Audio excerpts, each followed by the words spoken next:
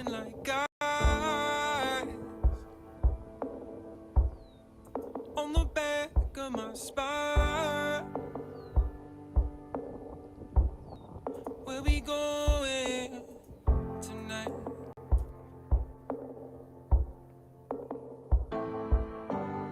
You know I saw that eye in the corner of the light, playing games with my mind. It's going down tonight.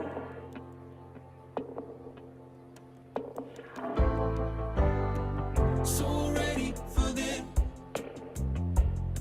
on the floor. Oh, you know I'm coming back for more. Take it slow, I'm burning, baby, you know.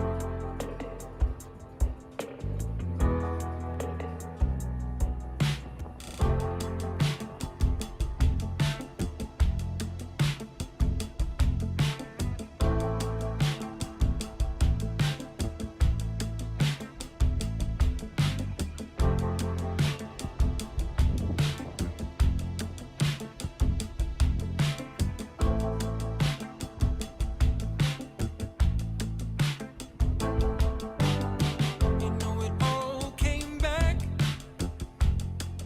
like the breakdown of a door. I saw you on the floor. What you waiting for?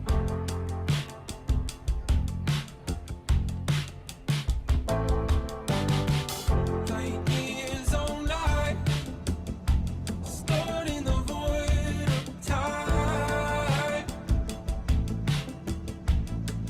Turn on your satellite, 'cause it's going down tonight.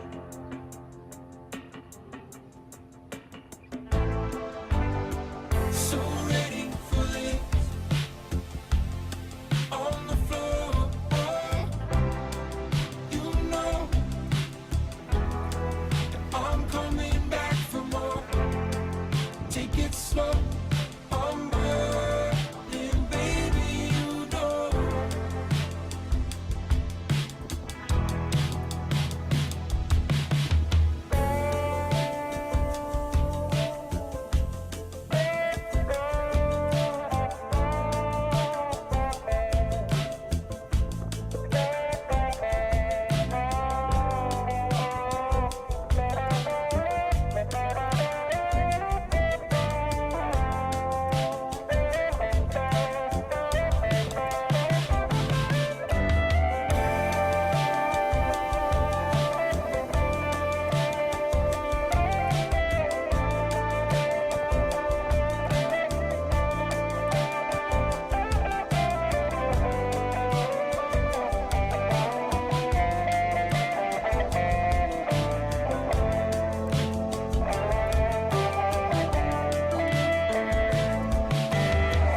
So ready for this,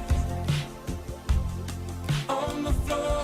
Oh, you know I'm coming back for more. Take it slow, I'm burning, baby, you know, you know, you know. So ready for this, on the floor. You know I'm coming back for more. Take it slow, I'm burning, baby, you know.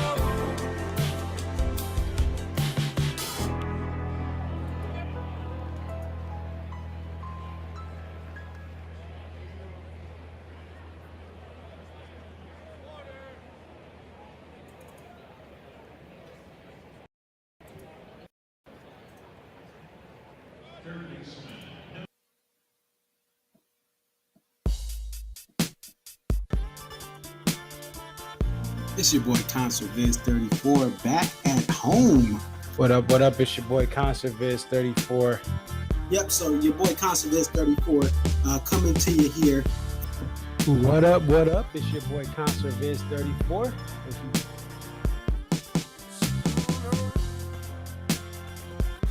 Aria. Okay, so this is Aria, and just tell us a little bit about yourself and about your love for the Dave Matthews Band.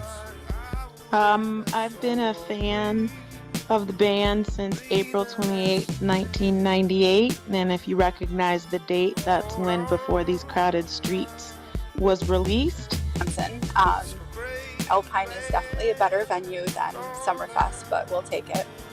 I think I've been going to shows for about 20-something years. I always tell people, like, compare DMB to now to when I first started. And I got started, in my opinion, I feel like I got started late. Like, I was at the very end of the band's prime. I feel like that 03 to 06 was like the end of the prime. 07, 08 was like, you know, we're at the very end. And then when Roy passed. But Dave really, this is the thing. Dave has put, Rashawn has been assigned the quarterback of this team. He is the coach, the play caller. He designs the jams. Dave just shows up and plays whatever he's going to play.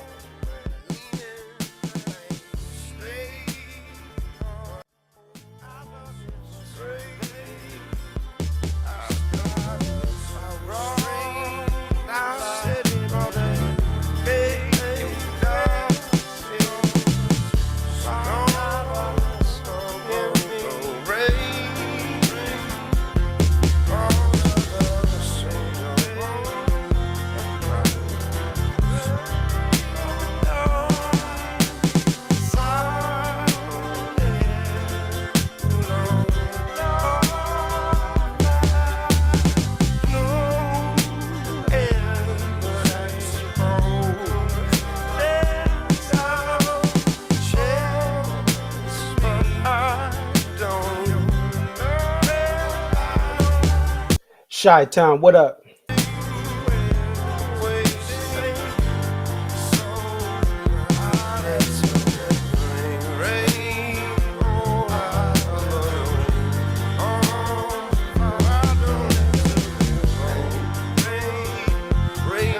North Side, what up?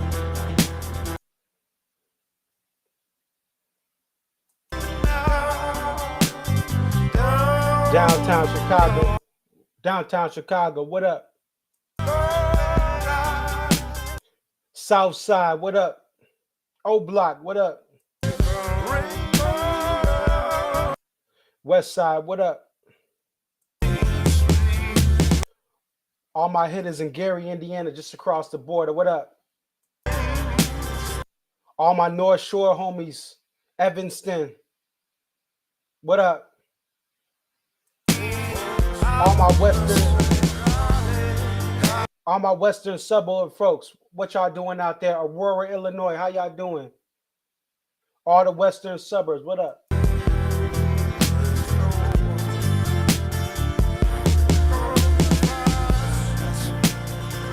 Even all my hitters up just across the Waukegan, what up? Just up 94.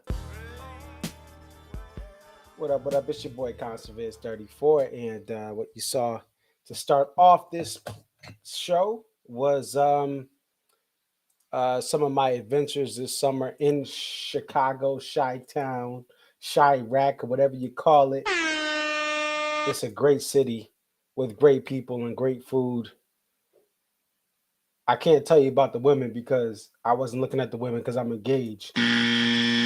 But the fellas, the homies I was chilling with out there, they was dope. All right.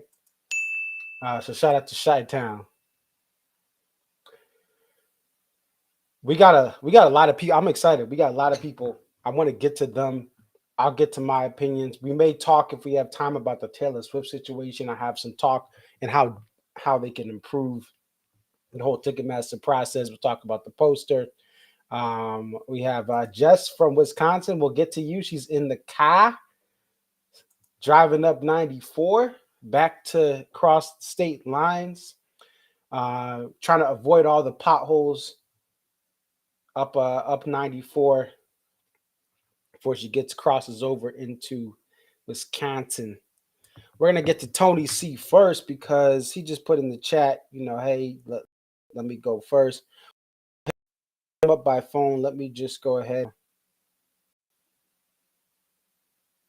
Oh, sorry. I got distracted. Anyway, I was looking at something. I was like, what? What just happened? No. All right. Let's see. So we're gonna get Tony C on first, and yeah, I want to get to I just want to get these opinions. We're gonna roll them off, people's thoughts and reaction. There's no wrong way to take in this show or have an opinion about the show.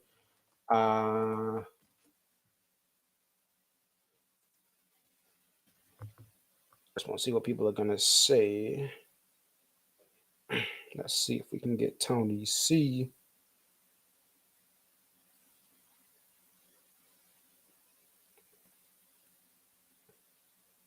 Give me one moment, folks, and we're gonna get Tony C up. I'm just pulling up this stuff, but I'm glad that you guys are here. Don't forget to hit the like button. Hit the like button. And if you haven't subscribed already, if you're first time watching it, maybe you just saw that Minneapolis show, that fire set. You said, hey, let me check out Conserviz 34. Hit that subscribe button, hit the notification bell, and it'll notify you when I go live. Here, let's see. Trying to find his thing on my phone so we can call him. Where did I put it?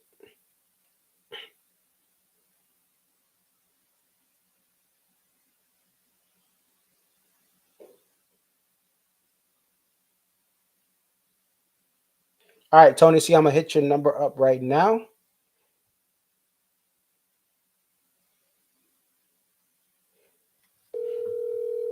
All right.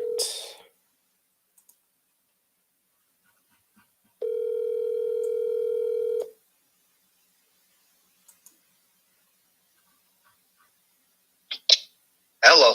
Hey, what's up, Tony C? How you doing? Marcus, doing good, man. Good to be back on the show. We're glad to have you back. Another road trip for you here today and tomorrow. And tell us about what you thought of this Chicago show tonight. Well, it was fantastic again. I mean, the band delivers once again. They sounded amazing. Dave's voice was great tonight. I think he had a night off, right? So that probably gave him some time to recover. But he was hitting some nice notes tonight, and it was amazing. I like the set list. I know we've had some complainers lately, but I'll take it, man. Virginia in the Rain, You Might Die Trying, Madman's opener. Sweet. Awesome. And as you mentioned previously, this is what, your second year of going to shows? Yeah, that was show 8. Okay, so 8 shows in 2 years. You're on the fast track to be caught up to this awesome group of people that we have in this community. So talk to us about the crowd tonight. What were the vibes like in the venue for this crowd? So we got in at about, it was probably like 6:15, and a lot of people were really nervous about getting the poster, like really nervous. I was having to talk people down, like, hey, listen, we're all going to get a poster. Like, it's not really all that many people here, like, but people really wanted the poster. When Dumpster Funk went on, it wasn't so full, but when Dave came on, that place was completely packed. It was definitely, from what I could observe, a sold-out show. Okay. And we had some pictures across Twitter and social media, and it looked like, yeah, a lot of people were there for the show. Now, the poster, did you notice if it sold out or not tonight, or if it, like, when you're walking out the venue? Yes, it was sold out. They had some of the fall tour posters left, but tonight's poster was gone. Gotcha. And that's not really a shock to me because this market had a lot of travelers, and like you said, it was a sold out show. And we're back in the central time zone. You have Alpine and Deer Creek fans that came up for this show. So there's no shock that they actually were, we're going to sell it out. Whereas when we look at some of the other shows in out west, there just wasn't enough fans that knew the poster game. So that's why I think I'm passing Guaranteed Rate Field right now as we speak. there we go. Shout out to the White Sox and South Side. And I saw Wrigley for the first time in person today and took a bunch of pictures, and it was really cool. Went to a couple different baseball stores that they have there. Mm-hmm. I got a Seiya Suzuki T-shirt and some other baseball stuff. It was cool. Nice. And just make sure you have your money ready because you're about to hit that tollway. Oh yeah, I got my wallet right here. Yeah, there's it's like cost about $11 to drive today. Yeah, there's like 30 tolls in between Chicago and getting over to Indiana. And come on, man, tell me the secret route to get around them. I know you know. You've been through here a million times. Oh no, I've only been to Chicago once, and plus I don't really? think. Yeah, I would stay on the highway. I don't want you going the back roads. All right. Yeah, no, absolutely not. But yeah, that's awesome. You got to experience that, and now you're heading towards Ohio for the show tomorrow. What was your favorite song of the night?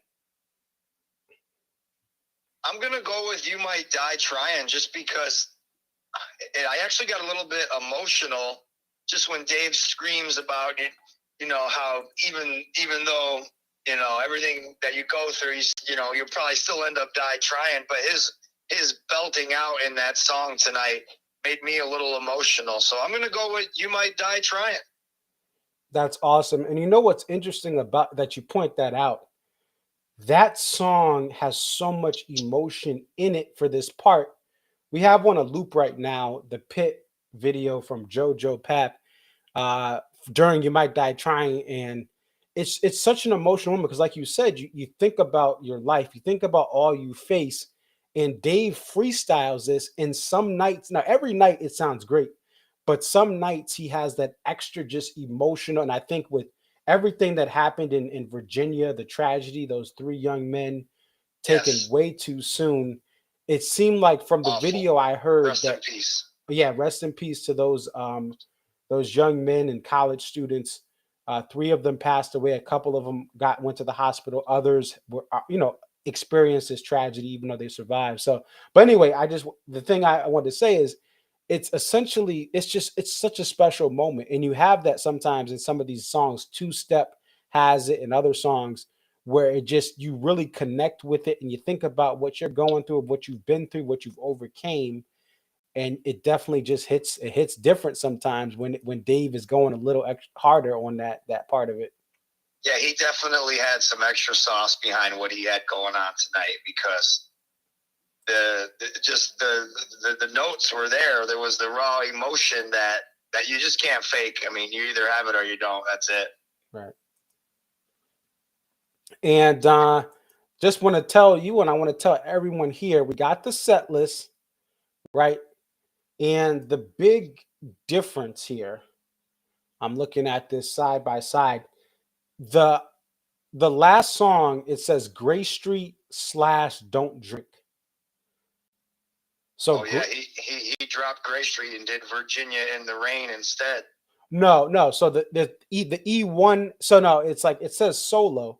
So he did the solo. Gotcha. But what it has, he doesn't have it that much anymore.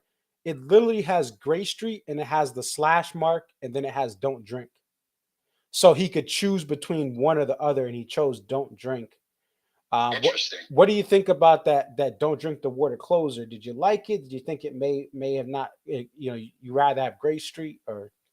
Well, the lights rig that they have this year really adds to like songs like Don't Drink the Water and Ants, and like you may have like heard it before, in my case, I think I've got Don't Drink like 5 times, but like, wow, that was a real bombastic version of it, just with the light show and it was really good. I mean, I don't know other way to put it.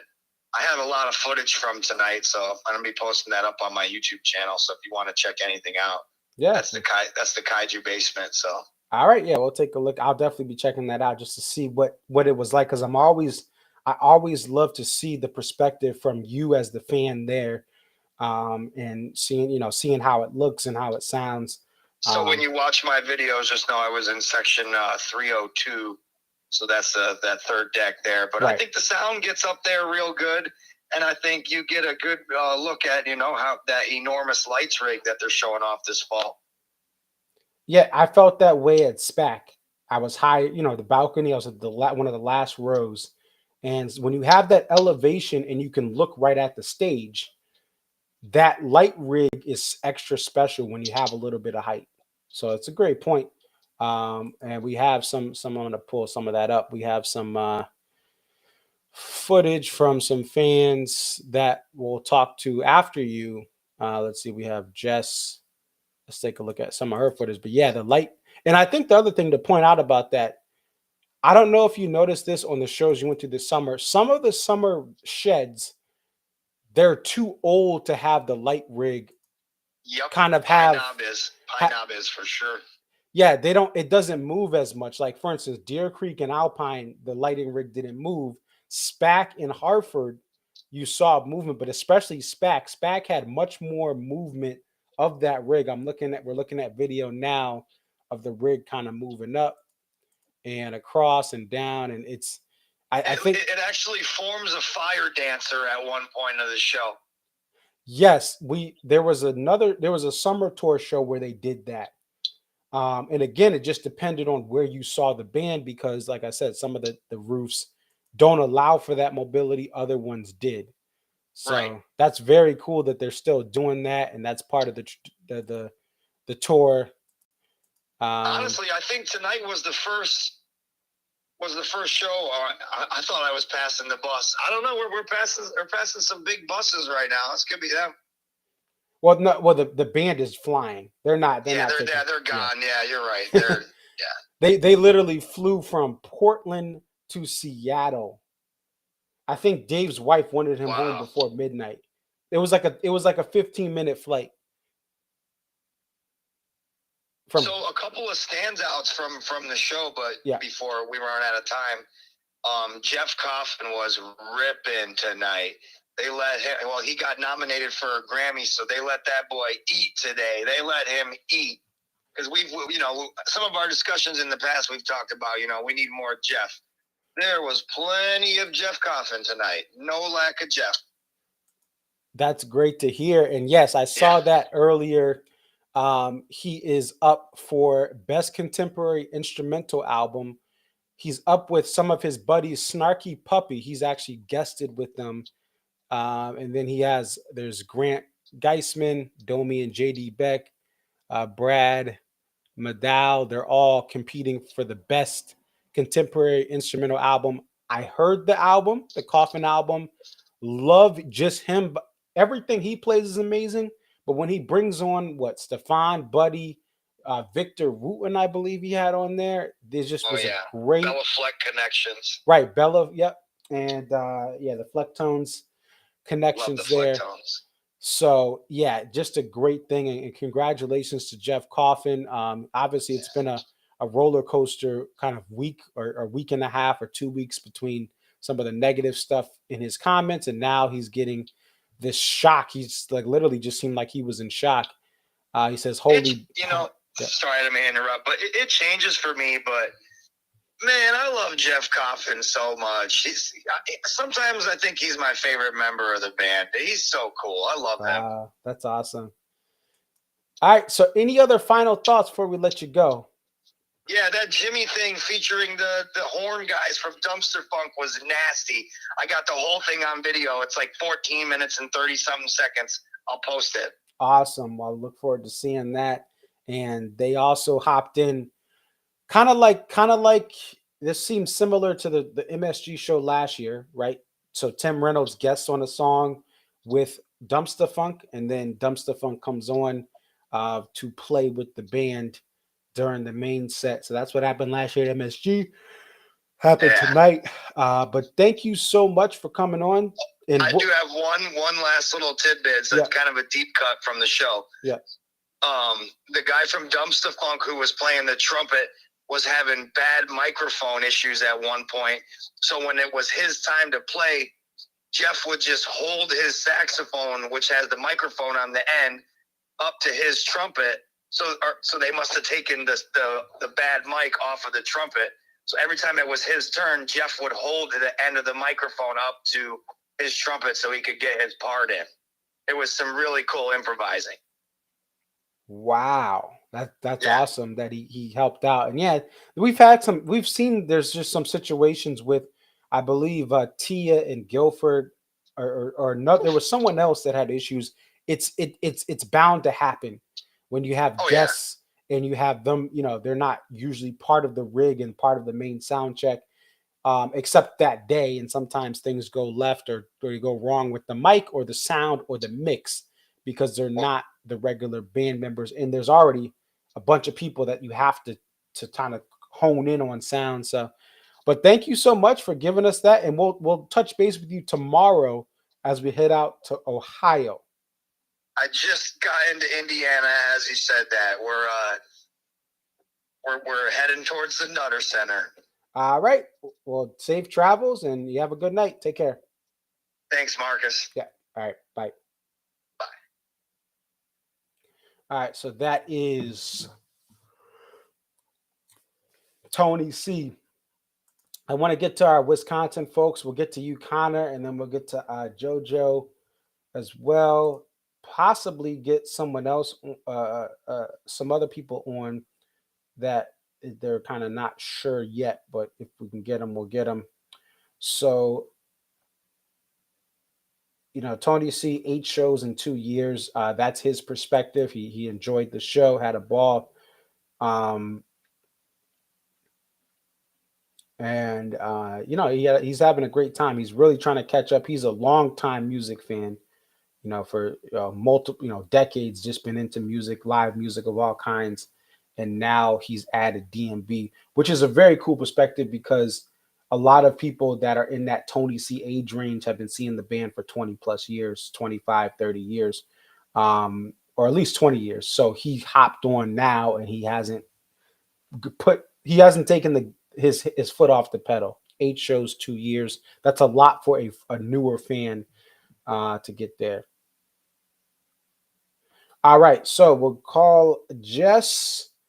Jess has our friend Dreaming Bee, her husband Wayne, and the Dreaming Bee's kids are in the car.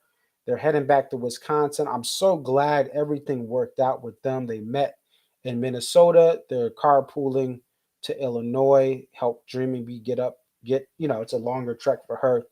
So let's see. Let's see if we can.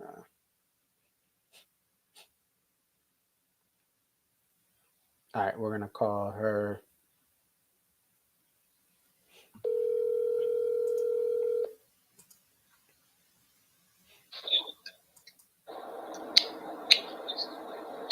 Hello? Hey, Marcus. Hey, so you got a car full of Dave fans. We have a car full of Dave fans. Chasing down another car. And we just got passed by another car from Wisconsin with the license plate YIM. Oh, okay. Now, are you in the car with the DMB Mama? Yeah, we are in the DMB Mama mobile. Awesome. So tell us about this show. What did you think? You come from Minneapolis a couple of days ago, and now you're closer to home in Chicago. What'd you think? It's a lot of shows on school nights. I think Dave thinks we're younger than we are. And he was better. He was better. Now, is that overall sound or Setlist and sound? Both. Interesting. So you thought this one was better than Sunday. But technically, Sunday was not a school night. It just was the night before school. It's a football Sunday. I mean, people go to football games. They travel 3-4 hours to a football game. So anyway, I digress. So what made this show better for you than Minneapolis, Wayne? No, Mid was better for me than this one. Chicago was?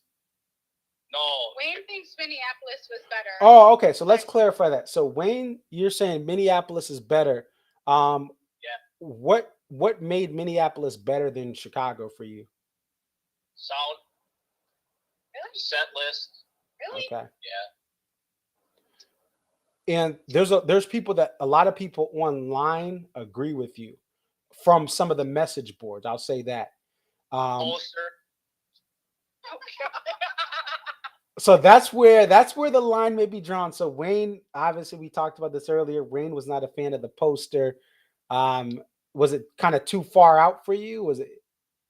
I don't know. I just didn't get the whole leaf character with the mushroom. I didn't get it. Gotcha. All right.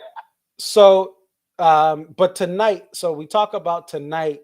What were some of the high points that you guys thought for this show? Jessica like Jimmy thing. Satellite. Okay. I come tomorrow. You guys, hey, stop trolling. You guys know. Guys, listen, they know the song. They're trolling me right now. Oh, did we mention Bayou? What are you doing? That's my favorite. Hey, I was all for them not playing Bayou. I was with you on that one. Mm-hmm. And about 5 minutes in, Dave started throwing his arms up like, come on, let's wrap this up. This song is dumb. Come on, let's go. I have pictures. It's too long of a song. You know, I've always advocated for it to be American Bayou outro. You can do American Baby intro into American Bayou outro. All right, I'm picking up what you're putting down. Yeah, but it'd probably still be too long. Yeah, it kind of goes on, and I agree though. It takes up a lot of time. Where like a song like "Shake Me Like a Monkey," it's only like what 3 minutes. Yeah, but you Right. gotta. In Bayou, he gives every one of them their own little. Everybody has a solo. Yeah. Yeah. So I get what you're doing there, but it's still too long. Gotcha. How was the Proudest Monkey tonight? I get kind of iffy on that song live in the current formation of the band, but what'd you guys think of the Proudest Monkey? It was good. Okay. I'm probably never going to be like, oh, that was horrible. It was fine. Okay. And let's see, what else? What did you guys think of that Madman's Eyes opener? I called it. Really? You thought that's what they were going to open with? Nice. Jessica thought minarets, and I was I like, always think that's going to be bad minarets. bands. So the trick is whenever you hear the piano from Buddy, you know it's Madman's Eyes. I got minarets this year at Deer Creek. Oh, you guys were there too. Yeah, you guys got minarets too. So yeah, it's if you hear Buddy playing,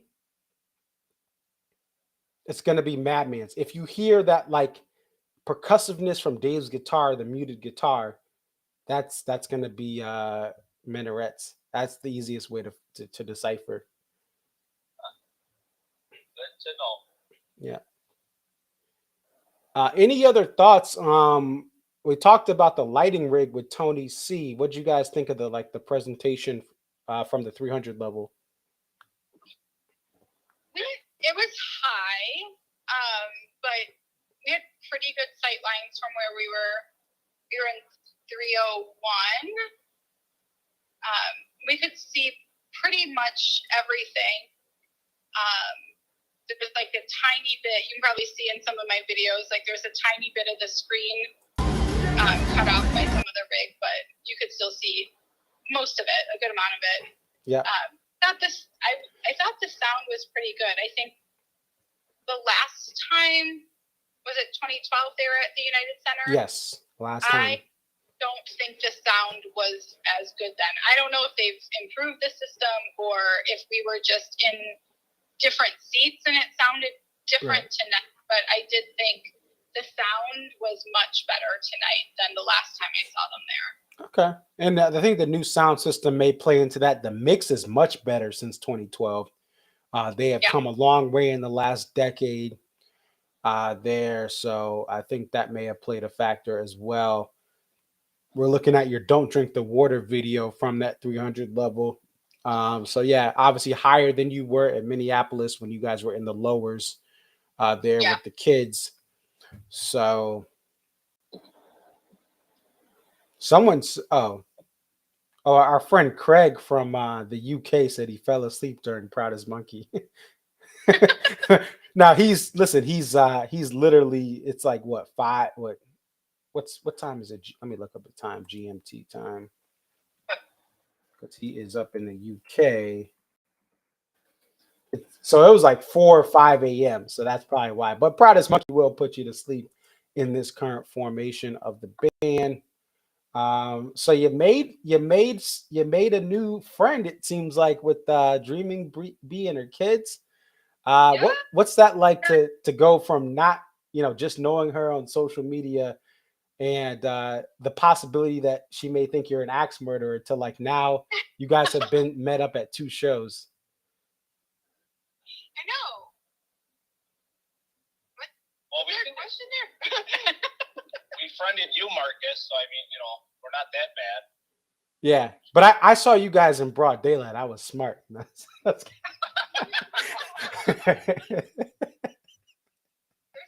of the night left, so it's been super fun. Sometimes it just works out, Yeah. and you can get extra room in the car. Why not? Yeah. Brian's here. Yes, hello. How's it going? Brian. So any other thoughts about tonight as far as the experience? Obviously I know Justin Wayne, this is going to be your last show of the year, right? Yep. Yeah, I don't think we're going anymore. No. Yeah. I mean, you gotta buy a plane ticket or drive to Ohio. So Nah, I wouldn't do that one. No. If we did any and I felt froggy enough, I'd probably go to MSG if we could get tickets, but that's not gonna happen. Yeah, and it's tough. It was a good run. This was nine shows for me this summer, so Right. it's the most. Oh, that's the most you've ever been to? In one summer, yeah. Okay. So 9 shows. You did what? Clarkston. Yep. You did Deer Creek ×2, Alpine ×2, Fiddlers ×2, and then you had Minneapolis and Chicago. Yep. I have a great memory. Oh my goodness. You do. So I think she's been on the show every time, though, Marcus. I mean, it's kind of. Yes, she's been dedicated. Oh well, actually no. So the ones Alpine and Deer Creek, I didn't call you guys because I was there. He said, "I don't care what you." Yeah, I was like, yeah, I don't need you. I only need you when I'm not there. I see how it is. Well, hey, thank you guys for coming on. Safe travels. I don't know. Did you guys get out of Illinois yet? We're getting close. We're still in Illinois, but Okay. almost. All right. Well, We haven't passed though, so 50% off. What'd you say? We have an iPass, so we get those tolls for 50% off. Oh, you have an iPad. Oh, well, actually, when I had my rental, I had that. That whole thing is a disaster. Can I just say, if you travel to Chicago and you're from the East Coast, the iPad, like they have their own. They don't have Easy Pass. They have the iPass. Like, come on. Why can't we have like? I get like obviously out west they don't have Easy Pass, but like you can go through Ohio, Pennsylvania. Easy Pass will get you through all the tolls, but Illinois has tolls and the roads still have potholes. I don't get it. I could understand if they didn't, but anyway, I digress. Thank you guys for being on. Safe travels and good night. Bye, Marcus. All right, bye. All right, so we want to thank Jessica, Wayne, Jocelyn, and I can't remember. I think it was there's one of Wayne and Jessica's friends was in the car. The kids, I'm sure the kids were asleep. It's a long night, a school night, heading to DMB. So let's see. We'll keep it moving along. We'll get to Connor last. I'm going to call Jojo right now and get some of his takes here. Let me.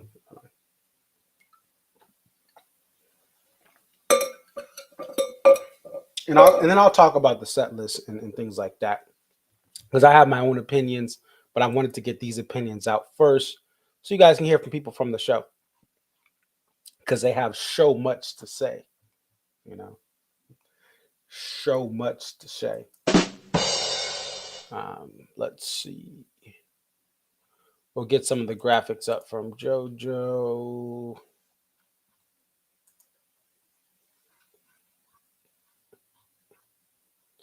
And we'll get him on from the pit. I met him at a pit at the pit line a year ago. And him and his girlfriend Jen, they have been good friends at shows. And when I'm at a show or they're at a show, we're always texting or talking during the show nights where one of us is there.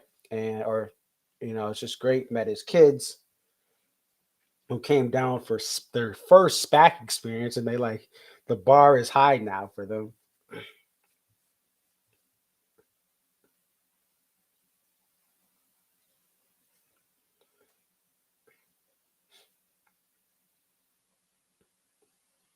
Right.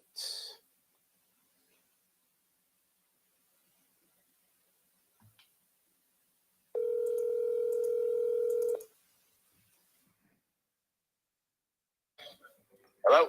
Hey, how's it going? Hey, man. How are you? I'm doing well. It's nice to see you and Jen traveling again. I know obviously the fall tour ended, and now you guys are. The summer tour ended, and now you guys made a trip to Chicago. Chicago ends it for us this year. Yeah. And what did you think of the show? So I think this might be like show 9 or 10 for the year. So you chase a lot of stuff in the summer, and the fall, like, it is what it is. So I didn't expect any crazy liberations. So I talked about it with Jen. I was like, man, Dave to me sounded phenomenal tonight. She's like, was it Dave, or because this was the first time we've been indoors, right? Everything's been outdoors. I was like, good point. You're a better acoustical, musical guy. I mean, I know you've seen whatever clips people have sent you, but I don't know if indoor or outdoors matters, but he was honestly phenomenal tonight. So I'd be curious to get your take. Like, is it just that's an indoor good venue and that's why he sounded better? So there's a new sound system in Vancouver. They debuted the Meyer Panther. They've been using Meyer music for their PA system for at least the last couple decades. But they took Dead & Company's system. They acquired it from them, and now it's DMB's forever. I don't know what Dead & Company's doing this. It's their final tour, but anyway, they upgraded the sound from Vancouver forward. Some venues like Vancouver, they said the sound was still a little rough because that room is rough. But Seattle, people said it was great. Minneapolis, in Omaha, people had raving reviews. So I'm not surprised that you're saying that they sounded great. Yeah. The bass, that soundboard system aside, yeah, Dave was really spot on tonight. Like, I was impressed. Set list, I really honestly didn't expect a ton, just because frankly, if you ask me, like, man, if I could have picked a show and it was between Minneapolis and here, I wish I went to Minneapolis. I thought that was the set list of the fall, although I know you and a whole bunch of people are looking forward to Madison Square Garden. I'm sure those 2 nights will be better, so power to y'all. You're going to have a great time. But so far, if you ask me, Minneapolis was the best set list. We had a lot of fun tonight. We're in the pit. We were second row, right behind the rail, dead center. with Dave. You know, it was I had fun. I really did.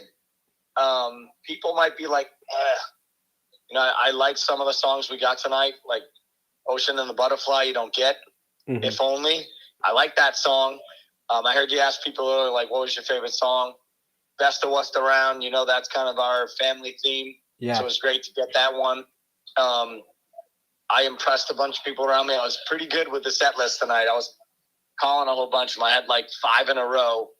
Not that it was predictable. I just kind of felt what was coming. We got the set list at the end of the night. Needless to say, Jen was pissed that they picked Don't Drink the Water Over Gray Street because she didn't know that. But, hey, what you think of that 3 spot tonight? What 3 spot? What did they play in the 3 spot tonight? Oh, the third song. Oh, the third. Oh my God.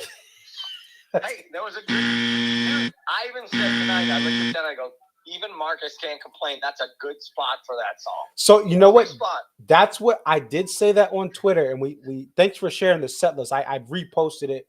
You know, said from Jojo, but I thought it was better that Bayou was in the 3rd spot. It was good. It was perfect. Like it was perfect. If it would have closed out the set, like I think. Yeah, no, I agree with you. So having gone to as many shows this year as I had, if that closed the set list, I'd have been like, And I was actually like, that was a really nice place for that tonight. It was good. Hey, I don't want to sound pretentious or braggadocious, but a gentleman on the Royal maybe was hitting the pipe a little too much. And I will say this, and you've called this out before, he almost fell down. And Dave was like concerned, and it made me feel good to see that he was like, he didn't start the song until he knew the guy was okay. But Jen slid into his spot, and this will sound really self-serving, but as he started to sing Don't Drink the Water, he was looking at her, and he effed up the lyrics. And Jen laughed, and he laughed. And he recovered well. But that was kind of funny. But it was a little tough to the pit line tonight, so I don't know if anyone told you, but the scanners weren't working. Oh, wow. So we're supposed to go in at like 5:45, and we're like standing outside. It's pretty cold here today, and we're like, what's going on? They let like the first 20 people in, and they didn't let us in for like another 20, 30 minutes because the scanners didn't work. So we're all sitting outside freezing, and then they were just like, they couldn't figure it out, so they let us in without scanning our tickets. So that was a bit interesting. Wow. But you think about it, like we were in line so ironically, I sent you that picture. We're the first row in line for the pit. Nobody was there.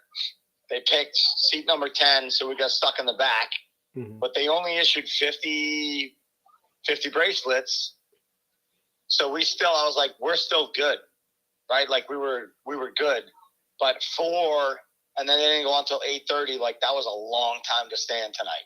Yeah. And so did they not allow you to have like inside access? You had to stand outside. There was no. We were literally outside, and it was wow. Like I didn't complain, but it was cold. I mean, it's just right.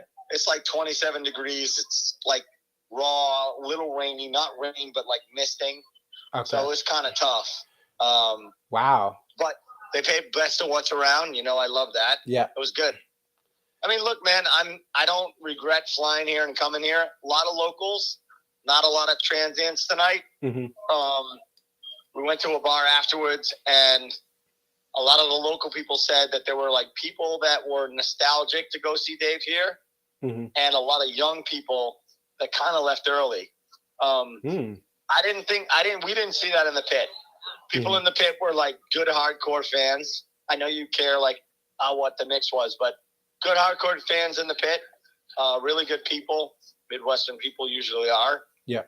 And you know, I'm glad. I was really pouting about not getting a Boston. I know a lot of people jumped on me about that, and I'm sorry, but you know, we buckled down and came here. I don't know if you saw the Bama work tickets for Madison Square Gardens. So I want to say A pair of Pit went for like 5,200, Wow. 42, 32, and like some other regular seats were like $2,600. So New York money. So I was tracking it before, and then you texted me like a week ago, but I couldn't find the link or whatever. If you go back on now, it's because it went away. Mm-hmm. And I checked the other day, and I was like, man, people spent bank for these next 2 nights, which I'm sorry, there's an Ohio show in between. Don't want to like dismiss that. Right. But I look, man, you're gonna have a great time this weekend, I'm sure. I imagine I'm gonna call. You're gonna get the Christmas song one of those nights. Probably something funky and good, and maybe there's a spot for Liberation. But another awesome season for this band. I think they sounded great. I do want to say to you, we talked about this earlier. I was like, Dumpster Funk opener. I wasn't totally impressed. It's just not my thing. Jen's like, that's just not why you're here. Mm-hmm. But the trumpet player for that band, I heard someone earlier about his mic. The hell with his mic. That guy is great. Mm-hmm. He's great. That Jimmy thing was really good. Wow. It's awesome. And so the DMB Almanac, Henry from the Almanacs he's watching the stream.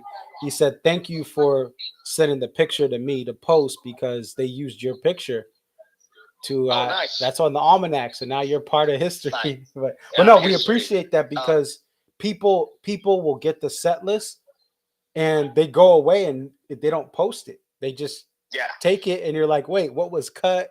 And then they have to scramble. And then sometimes they, a taper will have it, or someone gets a picture through someone else, through a text thread or through one of the smaller groups. So thank you for sharing that with us. Yeah, no worries. And no a lot of worries at people all. are go ahead. One other thing I was thinking about is I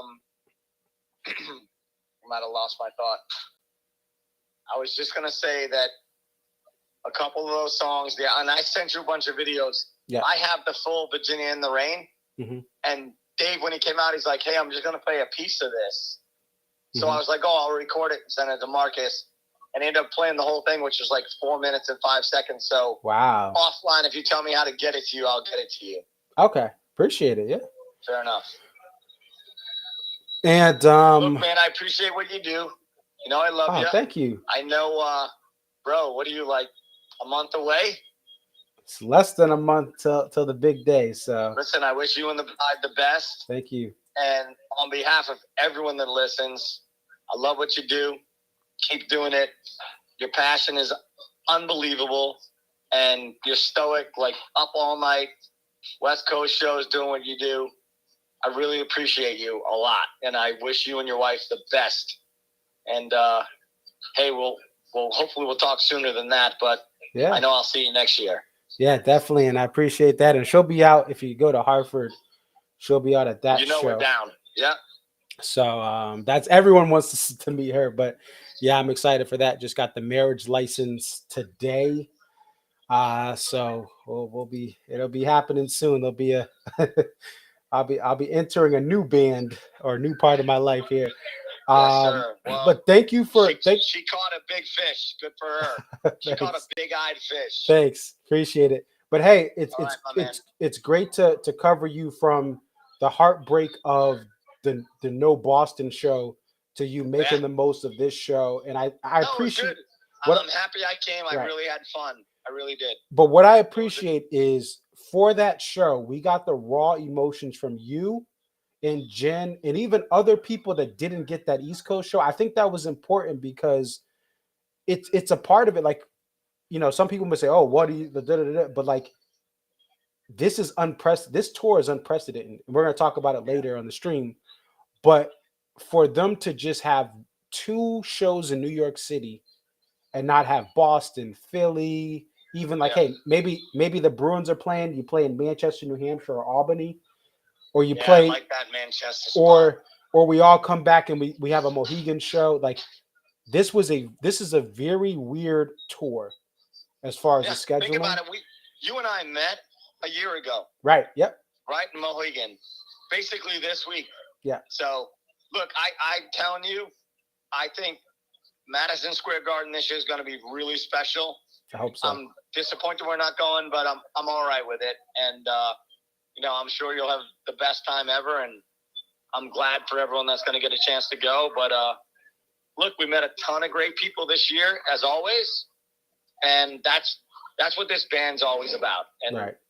Look, let's just cross our fingers and hope they come back next year and we'll do it all over again, right? Absolutely. Well, hey, you have a wonderful night. Safe travels back to New England. And take care. All right, my man. Thank you so much. All right. Goodbye.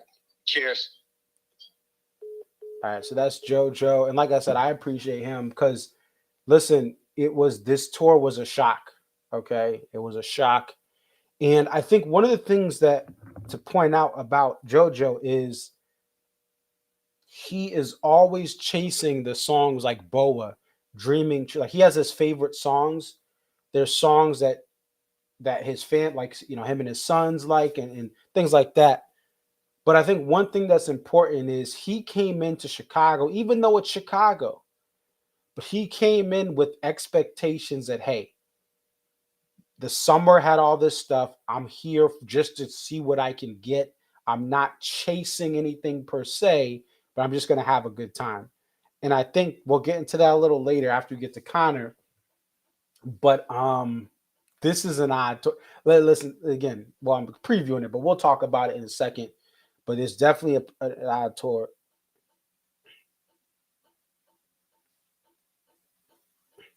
Let's see.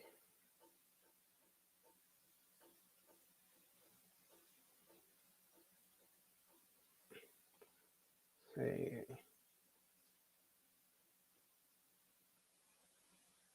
So we have, I'm trying to see if we're going to get, if it's just going to be Connor.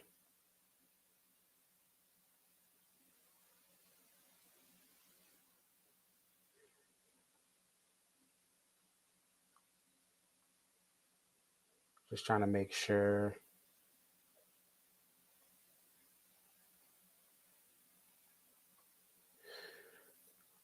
All right, so we're going to call Connor. Connor is, again, just to you guys know, he's Alpine is essentially his home venue, even though he said he had a long drive. Maybe he's going to Ohio. I don't know. He said he had some sort of drive. But Connor, he's seen a lot of different Alpine sets from the mid-20 teens to present. He's been to Deer Creek Fiddlers. He's been down south. He actually saw the first Madman's Eyes opener when that was in Huntsville. And today was the second time ever that they had an opener of Madman's Eyes. So let's see. Trying to see. Okay, we're gonna call Connor. Let's get him set up. And we'll get his opinion. I believe I heard his father in his Facebook stream. He streamed the opener, and so I don't know if his sister was there with him, but they've been traveling for a lot of this. Him, his sister, and his father, and then Connor by himself, I believe, went down south to some shows. Let's see.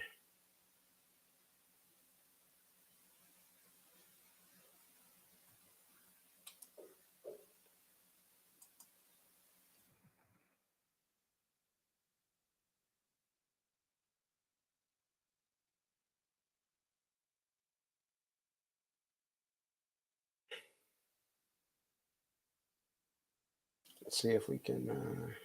And here we go.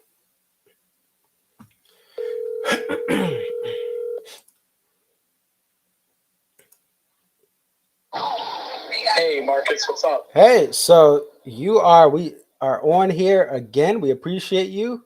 We've had 3 different callers so far. You're the 4th.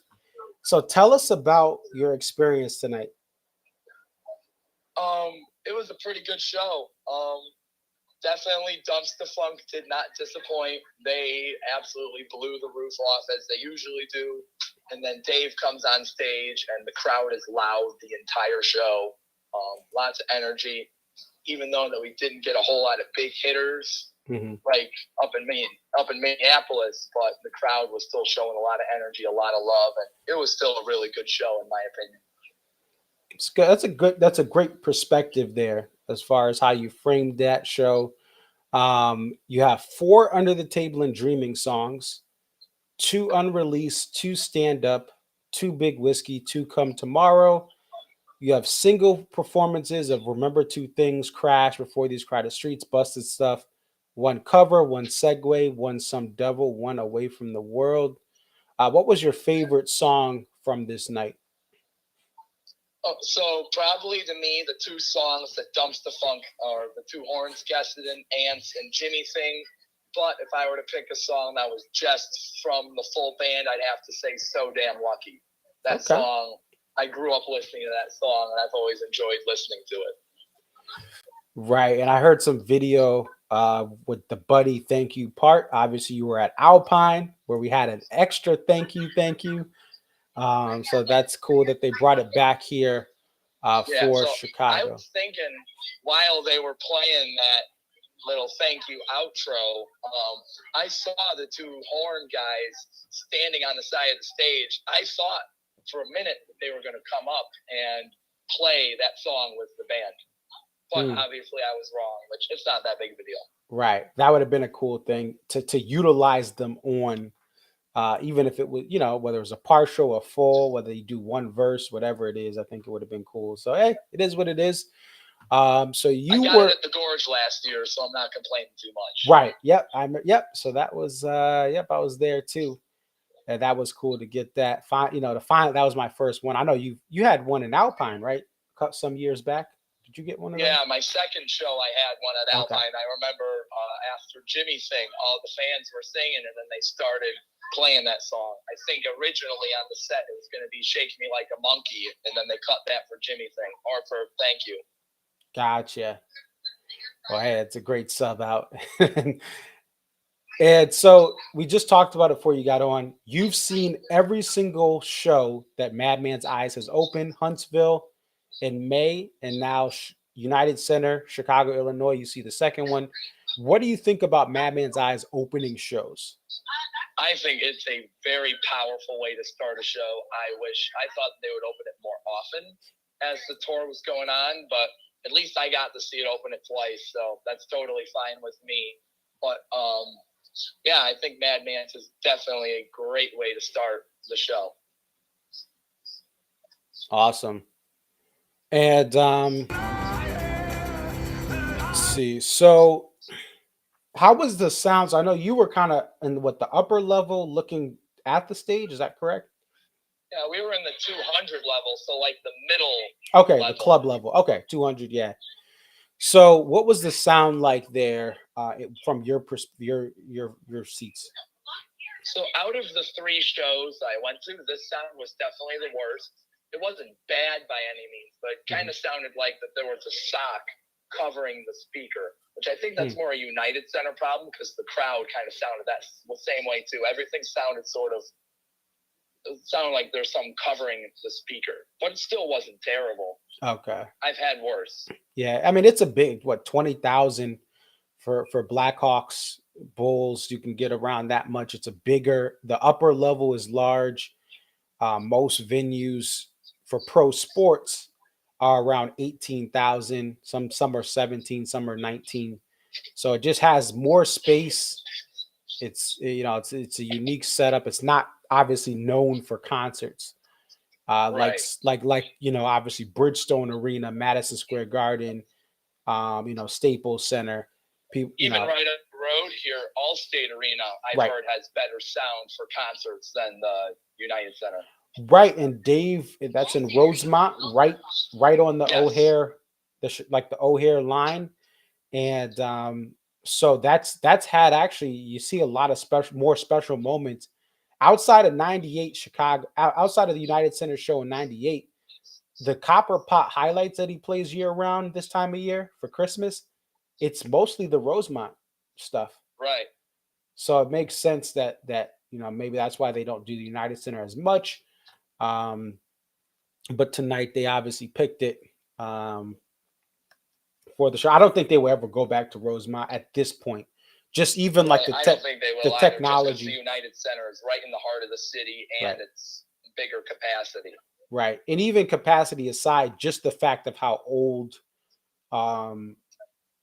you know, that Allstate arena, it's older feeling. Right. It's not going to have the dressing rooms and the luxuries that, like the United Center. I talk about this a lot. You know, whether you have United Center, it was an Enterprise or whatever the Blues Arena is in St. Louis. These arenas are always renovating. They're gutting out seats. They're gutting out dressing rooms. So for a band like Dave, listen, they fly private everywhere now. Even if it's a state over, it's just easier for everything to happen. Loading and unloading, it's easier to do it here. So that makes sense. Exactly. So this is your last stop for the year? Yes, this is my last stop for the year. I've hit 11 for the year. Awesome. So you've definitely had your traveling there, and let's see what else. So what do you think overall of this tour, and what do you think overall of this year as far as your 11 shows? I thought the year as a whole was great. I think that Dave kind of had a new dynamic of writing set lists. I made a tweet about this a little while ago, which was a very hot take, but the post-COVID shows have some of the best set lists I've ever seen. It could be biased because I didn't go to any Leroy shows. I didn't go to many Boyd shows, but these post-COVID shows have been excellent. So this tour, set list wise, was amazing. Okay. So even with the fall, you think the fall too, that falls into that? I think, what was that? I'm sorry. So I know like with the summer, that's kind of a thing. So, but even with the fall tour shows, you still think that falls into some of the best set lists you've seen? Especially the Target Center one, yes. The Target Center was absolutely mind-blowing. That was a fantastic show. I think Omaha and Tonight would have fallen into the weaker categories of the summer shows. Gotcha. But Minneapolis was unbelievable. Gotcha. All right. Well, hey, thank you so much for coming on. We'll definitely look out to see where you go next year, and we'd love to have you on as a guest next year. Yeah, for sure. Thank you for having me. All right. And enjoy MSG. I will. Take care. Goodbye. Yeah, you take care as well. Bye. Yes, John said it. Thank you, Connor, for being on. Home of the Chicago Wolves. What's funny is they were playing the Springfield Thunderbirds in the Calder Cup finals when I was flying into town.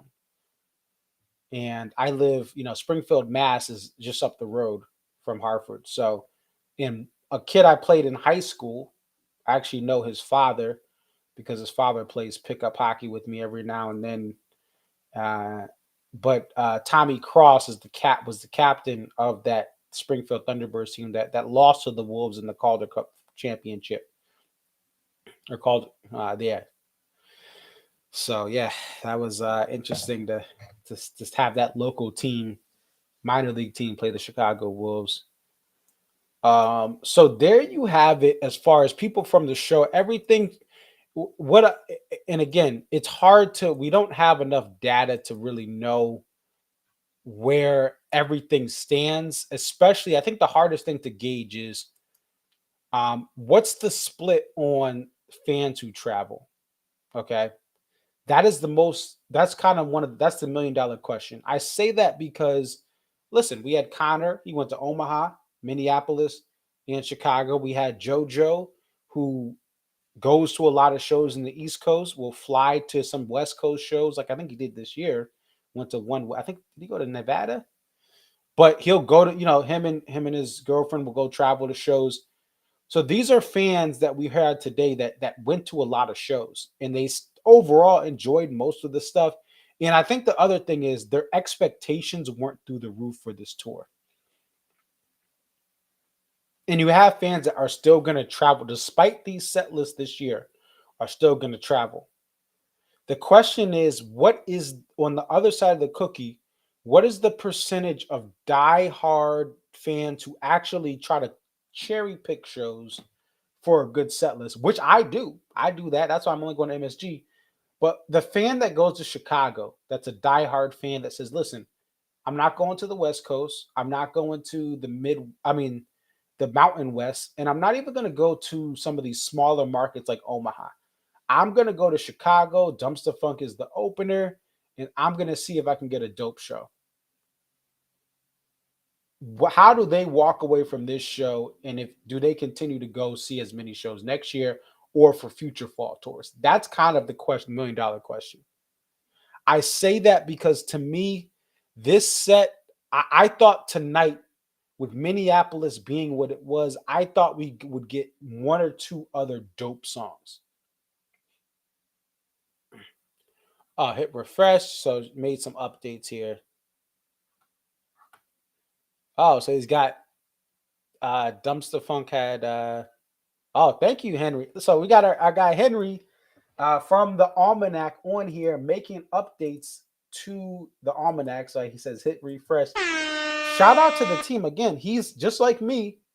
And again, I've only been doing this for 2 years, and I'm already tired, right? Henry has spent literally from his college years to present with the family down in Florida. He spent all this time, tons of work. It's 1:55 in the morning. He's working on the Almanac. And I'll tell you this, listen, and Henry, we appreciate you. I'll say this too. The ants marching. Oh, you fixed Rashawn's spelling. Hey. I heard word on the street is they don't like how I criticize Rashawn. So yeah, please update his spelling because they're gonna be like, listen, the post-show stream has a bad spelling of Rashawn. Anyway, and listen, my opening intro has like Rashawn is the quarterback of this. But listen, I've had my opinions on the high trumpet ones. But all right, back to the topic, right? Antsmarching.org has had some issues with their live set list. And it's funny because some fans are like, oh, where do I go now? I'm like, bro, the Almanac. Where do I get live update? The Almanac. They're very consistent. And sometimes even when there's a little bit of delay, it's because they're at the show trying to enjoy it. So I always tell people, the Almanac, yeah, come on, like the Almanac. What do you mean? Like, where am I going to get the set? The Almanac. So shout out to Henry and his team. And well, not his team. They're all a team. They're all one team that do a lot of great things. So yeah, I go to this like this set list. To me, I understand that people had fun tonight, and I wanted to highlight that at the beginning. But this is not a set list I would travel to. And actually, what this will make me do is, if they have another Chicago show, I'm not going. I'm not going to fly out to it unless I happen to be in town, right? Like, I'm not going to go to Chicago for this set. Now, again, I understand people have fun. But if I go to the summer tour and have all these great experiences across the country, and then you give me this set list, from my perspective of what like how I prioritize going to shows and the cost of flights. Listen, I'm paying for a wedding, okay? I'm not flying to Chicago for this, right? Because this year it's a wedding. Next year it's a house, probably. The year after that is probably a little concert Viz 34 Junior, right? So, like, me personally, seeing what they're doing in some of these markets out west and even in Chicago, I'm not going to go to a show. Now, listen, maybe the next time they come around to Chicago, they slay it. But I'm not going to go to Chicago. I will always do everything I can to have a post-show stream for as long as I can do these things. But I'm not flying to Chicago. It's too expensive. And it's not even about like having Monkey Man into Mac Head into like this crazy. Like, let's just go to a show in the summer tour. And again, it's just a letdown because the fall tour is something where you have, I don't know, the fall tour just has some special moments, even if it's only one or two songs, right? So we go to, like, these are my shows right here. So I let, like, this Hartford show. This was the show I went to in Hartford, right? And you have everything. You have your Can't Stops for the people who love those dancing songs. I'm not a huge fan of Can't Stop, but even I was dancing that show. You had Lying, like, where is Lying in the Hands of God? Well, no, they played it, but still, The Stone has not been played all tour. Now, I hope listen, I hope they play it in MSG, but you're telling me in Chicago there's no Stone, no Pig, right? No Dreaming Tree. And these are songs that were played all through the East Coast and the down south, right? No Break For It, no Break Free, right? Like, just the fact, like, this show, and let's go to some other shows I went to. Now, obviously, I was very strategic about the shows I went to. But even like a Deer Creek Night 2, Rhyme and Reason, right? We get a Rhyme and Reason with Joe Lawler. Like, even that, where's that on the fall tour? 27, where's that on the fall tour? Right? It only got played in 4 venues, 4 stops. Right? I think SPAC was the other one, Deer Creek, and there were 2 others before that. Right? And even this show, like, it has Bayou, it has Rye Whiskey was played to death. But still, Steady As We Go, we got 6 plays of that in for this show. I love Fooling in the Rain staying around. I think that's a good step.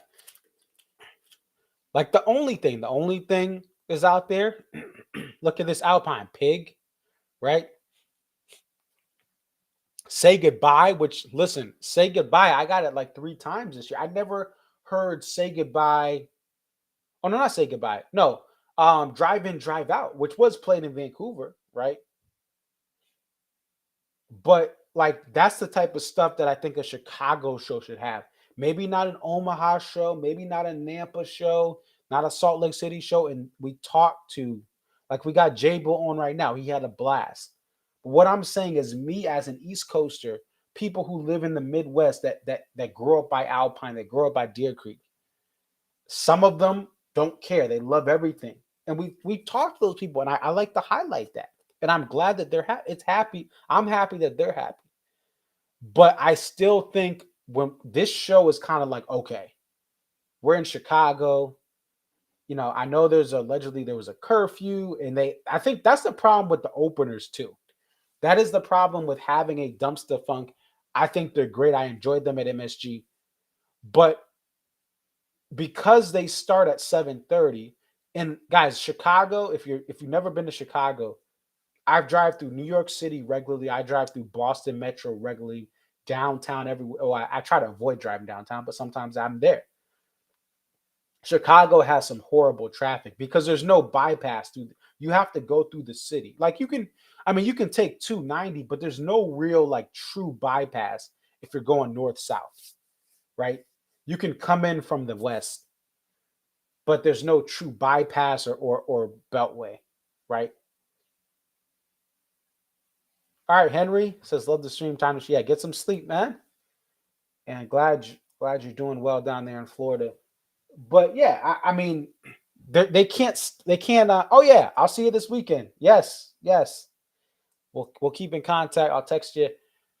So that's the thing, is like, they can't start this show earlier, right? So when you fly to Chicago, when you're investing in Chicago, you don't have to have the world's best set list, but 1 or 2 Bones, a Stone, a Pig, a Say Goodbye even. And these are songs that sometimes do get certain rotation, but like Say Goodbye, right? Depending on the year, they get some good plays, right? Like 2019, right? Now, obviously, it's not like one of the highest played stuff, but 2022, we got a bunch of them. 14, 15, 16, it gets in there. Excuse me. So yeah, that's my thing. That's how I feel with the set list is I think that this show was one that was a little bit shocking. Yeah, even a Bartender. Although, listen, I kind of prioritize Bartender lower of a lot of good songs. I'd rather have Big Eye Fish than Bartender. Full band, yeah. I've had some great bartenders with this band, but Big Eye Fishes, I'd rather have that than bartender. Now Dave and Tim bartender, like I got at Sound on Sound. I love Dave and Tim bartender. But the full band bartender can be too, like, in the course of like what you want in the show.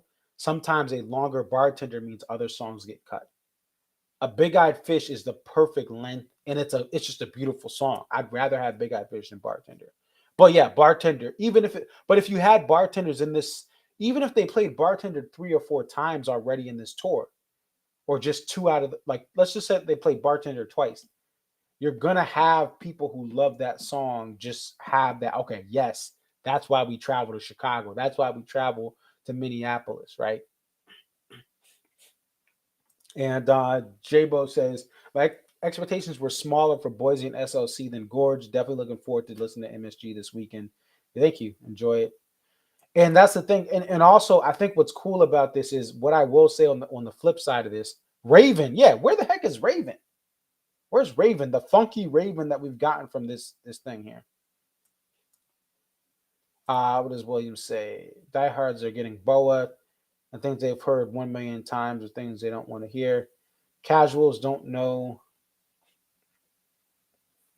MMW, Virginia in the Rain, Rooftop, Can't Stop.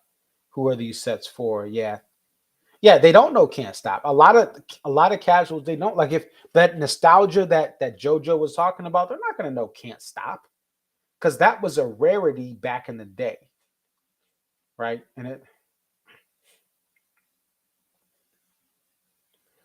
And like that's what I'll say about this is I can understand, because I've been telling people, listen, be patient, wait till the East Coast. I still think MSG is going to have some bangers, but I can see why people could leave the Chicago show happy, and I can see why people could leave this show and say, hey, I was just, and I know, and I try to keep my expectations as low as possible. A lot of what is beautiful about this is seeing, J-Bo talk about people he's befriended, and they see each other back-to-back shows. We just had Dreaming B and Jess. They're now, going to shows together, and without really, Dreaming B may have not made this show without Jess. That's what's beautiful about it. They went to Dreaming B's, met up with them, and then Wayne drove everyone. And I think that's a beautiful thing, because she was on the fence about taking her kids to this show, and it's a longer drive for her. So now she could trust, someone else to drive a certain leg of that trip. And we've seen a lot of people connect with people, meet up with people. Friends are getting back together. Shout out to Renee, who I was talking to earlier. And she was there. She met up with Alex Sohani. Shout out to him. And she also was with her home girl, Michelle. And they kind of hung. They're hanging out, and it's cool. It's great to see that. And that's that again. Those are the two sides of it. There's the connections and the camaraderie and the family feel, and then there's people that have that feel of friends, but they still just throw two more bones to us, throw two more bubble passes, and that's it. Because I'm 5'7" and I can't have a deep route. I'm a Wes Welker. Throw me a couple bubble screens, just two of them, so I can get a little bit of yardage and feel good. And then you throw to your boy like Stephon Diggs for the rest of the game, right? And I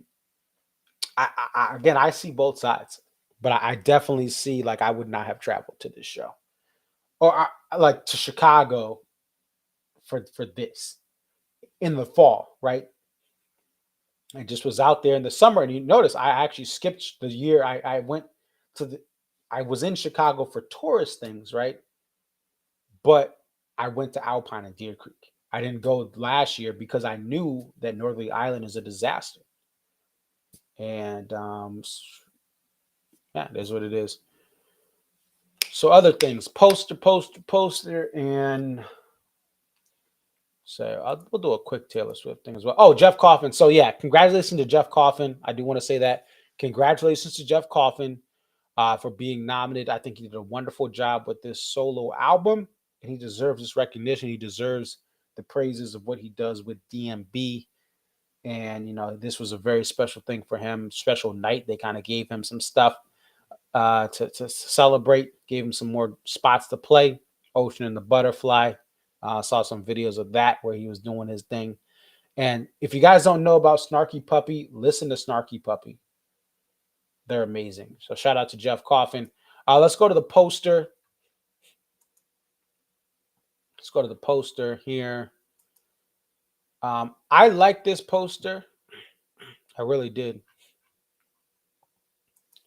And most people did. I know some people thought it, they didn't like it. There's always people that are going to like it and not like it. And I can understand why. What I like about this poster, this is like a Grateful Dead type of thing. Okay.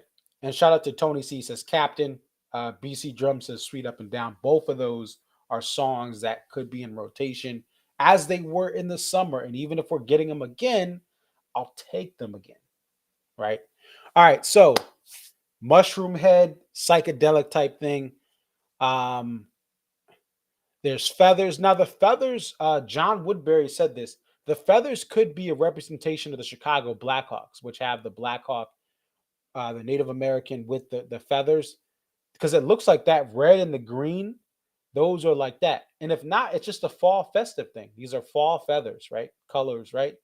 Michael Jordan, obviously, this is a nod to Michael Jordan and the Bulls. You have the mushrooms. You have Chicago. You have the Sears Tower right there. And some of the other skyline things. That's what I like. This is what Dead and Company does. You even have you have the Terrapin right there, right? But you have, and I love this print, this Dave Matthews Band, the font. I love the font of this. November 15th, the 2022. I love that little circle. I love the DMB crown with the green, like a nod to the Grugrux King. R.I.P. Leroy Moore. United Center, Chicago, Illinois. Love that. I saw a foil of this. Someone posted on the poster group. Looks great. But I love the fall. I love the fall vibes. I love the city. I love the sun, the way the sun shoots out, and you have the little orange and kind of orange tints right there, orange and red tints, right? Yeah, I think the feathers are Blackhawks, yeah. So this is a cool thing. Both Blackhawks and Bulls play at the United Center. Tongue hanging out is Michael Jordan. Michael Jordan did that back when he played. Kind of a thing of habit. So I like this poster. I think it's great. Obviously, it's sold out, and we haven't seen many of those.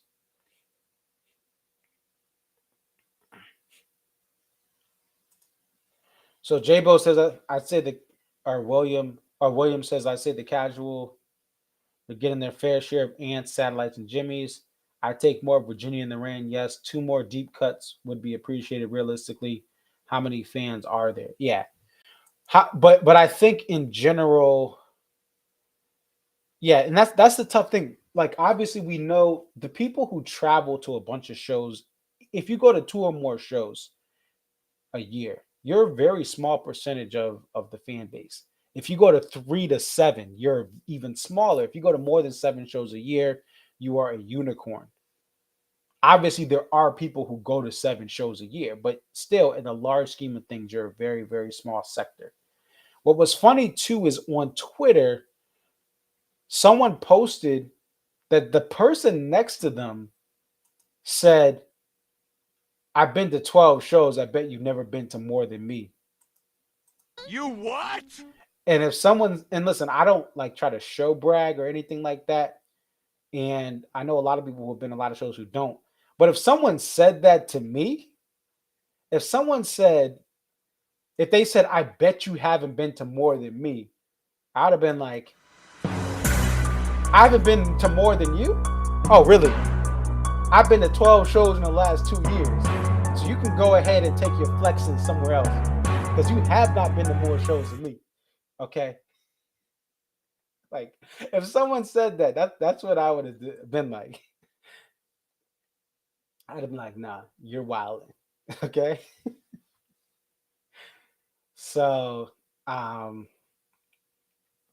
that's what you have. Like, so that's Chicago. Like, it's a different vibe too, because when you have a show in a city like Chicago, because even Indianapolis is small, right? You're gonna get more, even with people traveling. There's just a lot of casual people.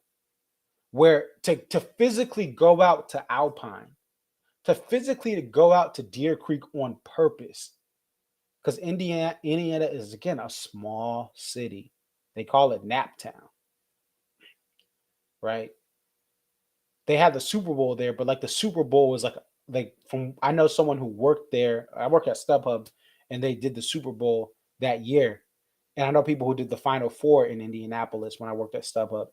And it's just like a little couple city blocks, and that's it. Of like real everything is popping. Where if you have like something, they had the Super Bowl in New York when I was at StubHub, and like they had stuff in New Jersey, and they had stuff in New York, and you have stuff in even some parties all across Westchester County. Like, it's just different. So when you would travel to those markets, it's a different vibe than even going to the biggest city in the Midwest, which is Chicago, where people for that show, for a Seattle show, Seattle has a lot of diehards fans in Seattle, but those fans travel to the Gorge. But there's a lot of casual DMB fans who never travel to the Gorge. I remember my buddy out in Redmond in 2021 last year. I was like, "Yo, you gotta go to the Gorge. Like, just go one night. I'll get you a ticket." Like, and he just, now listen. It's Labor Day weekend, and I was visiting him like a couple, like that week before. I was spending time in Seattle, up north in Bellingham, down in Oregon, and I stopped by to just kind of catch up. We played some guitar and piano and stuff. We were jamming out.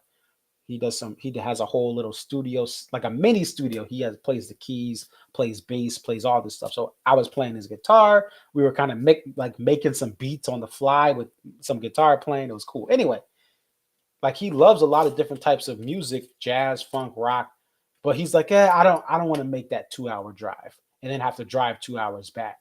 So you have even in Seattle, you have a lot of casuals that went to that show that just don't want to make that 2 hour drive. Because again, where are you going? Like, if you're not camping, you got to drive 2 hours back, or you got to pay a lot of money for a hotel in the middle of nowhere. And if you live in Seattle, I can understand. You're like, why do I want to do that? I live in Seattle, like, but it's a long, dark, mountain pass drive back to Seattle. So it's a lot to ask for casual fans versus if you live an hour and a half or 2 hours from Boston. It's an easy drive, right? You're pretty much in suburban areas, a little bit of woods. It's easier travel to drive 2 hours to Boston or New York, even with New York traffic, than it is to be out in the mountains in the middle of nowhere in Seattle. So that's what I think about that. Let's talk. What else are we going to talk about? We talked about Jeff Coffin. I want to make sure we get to everything. William S. says, I wonder if this band considers the tour a success. I do, because here's the thing about this band. I think they think it's successful because they sound really great. This band prioritizes sounding great over Setlist. What happened was, the biggest difference between now and 1998 is the band did more improv back then. And they also just had the majority of the songs were bangers, deep cuts and bits. They were just better overall songs. Now the songs that make them feel happy don't necessarily translate well. So here's the thing, and I'll tell you this. From a financial perspective, Chicago's a success. Even Omaha's a success, even though I did see this picture here. But I still think Omaha's a success because of how small the market is. The first half of this tour was, they prioritized going to markets that they hadn't been to in a while. I think they just wanted to get some fresh air, literally, in some different markets. This tour did exactly that. They'll probably never come back to some of these markets. I don't think they'll ever do a show in Vancouver again. I could be wrong. And if they do, it's going to be a smaller venue. Like this is Omaha. I saw this. Look at this. This whole back wall is empty. Even up here, it's harder to see with the light. Look at those. Yeah. Salt Lake City. Yeah. Salt Lake City is a success. And the thing is, too, like these guys are rich. Yeah. Promoters may, but a promoter in Omaha understands that they're not gonna have the same type of ticket sales as in Chicago. They get DMB in, they sell tickets, they have a major act coming to town, and they're gonna sell more tickets than and be able to have a bigger venue. Because listen, if you're a promoter in Omaha, there's a lot of acts that you can't get to fill up or even do what DMB did in this venue. So you do a smaller venue, there's smaller payouts, or obviously you pay the artist less.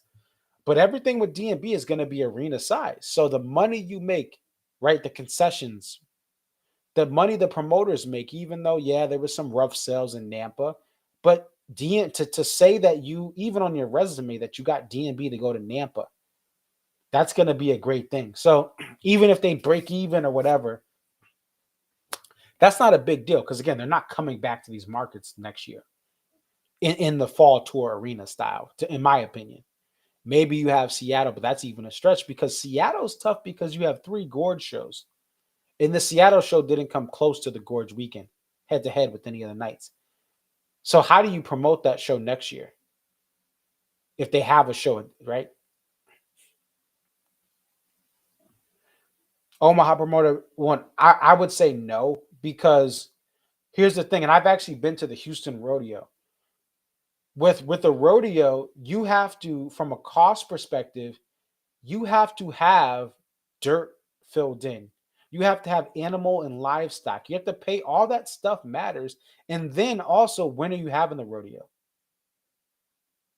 Like Houston is the number 1 market for rodeo in the world. I've seen great, like I went there for 2 of the nights at the Houston rodeo. Outside of Houston, even a rodeo is a tough sell. Music has less overhead, right? Because you don't have to fill the dirt and you don't have to have the different housing areas. Do you know that when the circus used to, like when they used to have the circuses, like a lot of the circuses have shut down. PETA's shut all that stuff down. And listen, some of those animals are treated horrible. I actually agree with that. Some of those animals are treated. But anyway, the point is, when you have livestock, that venue has to clean out the lower bowels of that venue. And I know this because I graduated from Eastern Connecticut State University, and our graduation was at the XL Center, which used to be the Hartford Civic Center.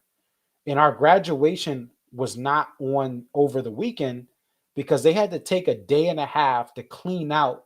The circus would be like the week before. They had to take a day and a half to really spray everything and clean it down so it doesn't smell like elephant manure, So, I mean, even that, and listen, I'm being super technical with that.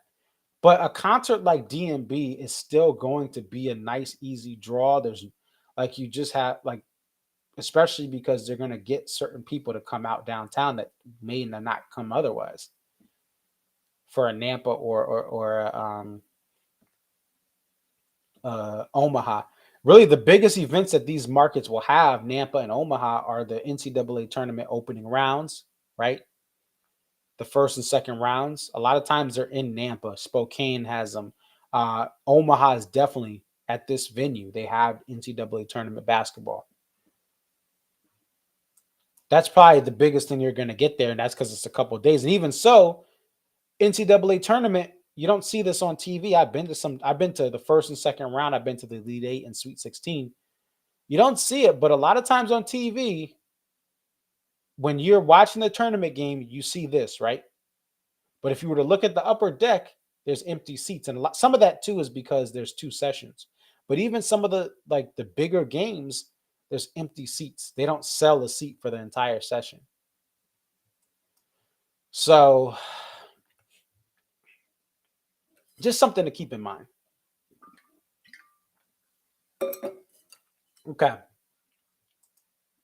I want to talk about Taylor Swift. And I want to give a perspective. I know everyone wants to bash Ticketmaster. Everyone wants to hate on Ticketmaster. And listen, if that's your thing, go ahead. There's definitely things they can improve on. I want to talk about that, but this is what I said on first Taylor Swift. And here's the problem with, we're in a time where one of the most popular things you can do, one of the most social media buzz, what cool things to do, is to go to a concert. Now, yes, concerts for decades and centuries have been popular, but Woodstock was relatively cheap. Even the Beatles, if you got a face value ticket, like, they didn't have platinum tickets for the Beatles. So it was much easier to get and acquire. You stand in line, right? You stand in line. As long as you stood in line for a stadium show and you got there early, you pretty much got in, even if it was at the back. That's not the case anymore. Things have gotten a little more complex. Things have, things have changed. Where is this? I'm trying to find it. MSG. Where was my Taylor Swift post? Oh, here it is. Okay. This is what I said on Twitter earlier. I said one of the solutions to the Taylor Swift Ticketmaster situation is to do what Pearl Jam, Phish, and DNB do and allow ticket request periods where you randomly are assigned tickets. This would significantly reduce the traffic for an on sale and/or other pre-sales. So what am I talking about? If you're not familiar with this, obviously this is a DNB thing. I'm going to put this as a separate video on my page. Essentially, for Pearl Jam and Dave Matthews Band, you join a fan club, you pay $35 a year, whatever you pay, and you can enter a lottery where you say, hey, I want tickets for this show, and this show. And you can even say, hey, I don't want lawn. Just deny me tickets if there's only lawn in the lottery left. You can say, hey, I want to request pit tickets as my best choice. I want to request mid-level tickets as my best choice. Or I want to request upper-level tickets or back-of-house tickets. And you put in a request form. You put your request in. There's a period of sometimes a week or 5 days or 6 days. Once that period expires, they take all the requests in and they randomly select who gets tickets. Now, you're not going to know your section or row until the assignments are out. You don't get to pick that. You don't get to go in a queue and select seats. But what you get is you get a face value ticket and you are guaranteed to get in, right? If you're approved. If you're denied, if they say, hey, your request was denied, well, then you go to the on sale. What does that do? When you give 10,000 fans or 5 or 10,000 tickets on a tour out as a fan club pre-sale, or maybe more than that, it reduces the amount of people that are then going to go on the on sale. Now, yes, sometimes fans are still going to go on the on sale because they want to try to get something better, especially if they get uppers. But at least you're going to take a certain percentage of fans from logging into their computer for the day of the on sale to try to buy tickets. And also, if people are trying to go to multiple shows, you're not going to have as much traffic in one specific show if they've gotten tickets for that show. Now, Ticketmaster still has some hiccups and delays, but it doesn't crash Ticketmaster because you have Pearl Jam 10 fan club members, you have Dave Matthews Band Warehouse fan club members, and for Phish, they allow anyone to request tickets. You don't have to be a part of a fan club. You could be, like, I requested tickets to my first Phish show, right? This year. And to Hartford. Oh, no, not to my first Phish show. My second Phish show, because I bought tickets there was a MSG drop for the Saturday of Phish and behind stage, and I bought those. For my second Phish show, I put in a request. I didn't have to join a fan club, but the point was, either you get a ticket or you don't, but if you get a ticket, that's it, right? A lot of times, that's all you're going to look at is, I got this ticket. I don't need to worry about this show anymore. I don't have to worry about logging in. Taylor Swift crashed. Not only, a lot of times what happens is with Taylor Swift and Ed Sheeran and all that stuff, they crash the actual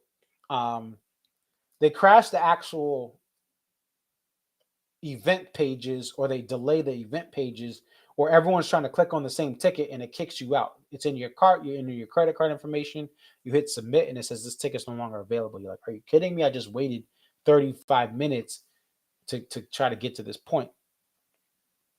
But this shut down. This is a picture of someone trying to get into Ticketmaster.com,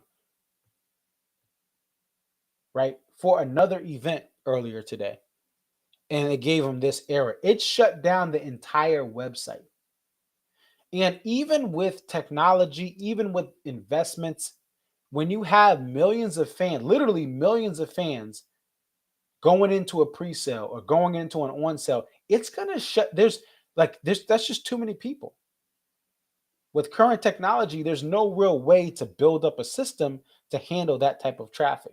It's just logistically, it's just nearly impossible. Now you can, but it's going to take a lot. Even with the profits Ticketmaster, I understand they make a lot of money, but it's hard. So that's why I believe there should be a process, even if it's multiple rounds, where there's a ticket lottery request, and even make some of those tickets where you can't even transfer them. If you can't make the show, you get a refund, and they put those tickets back up on the market. As long as you don't cancel like the day of the event, right? So that way no one can sell it for a profit. Like, even if they have to make some of these tickets will call, or you have to show ID, or you can register it to only one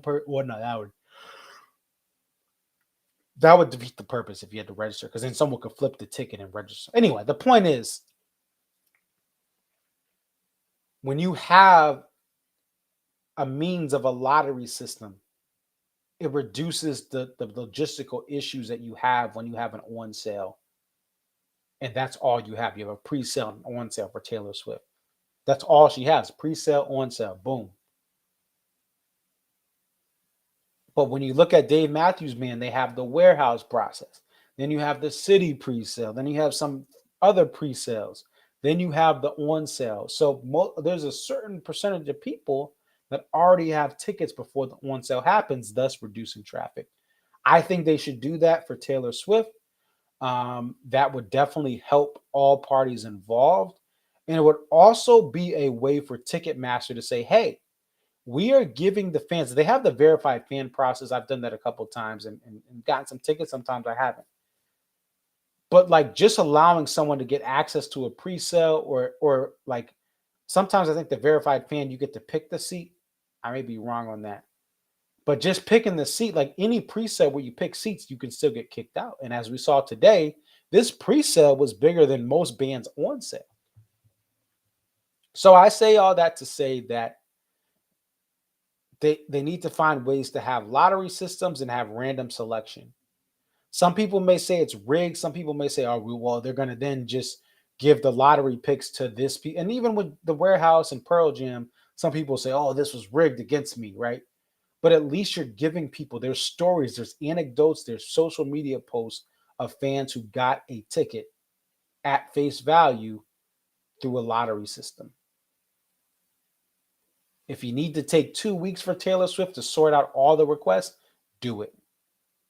But you got to have, listen, the Taylor Swift tickets are on sale now. They could take a whole month. And most of the computers and algorithms, all that stuff can make it quick anyway. But they could take a whole month, and then you find out Christmas time. Either you got the tickets or you don't, right? So that's just my piece of advice for, or place for potential improvement for Ticketmaster and for Taylor Swift. Because listen, I don't know who's running and calling the shots fully.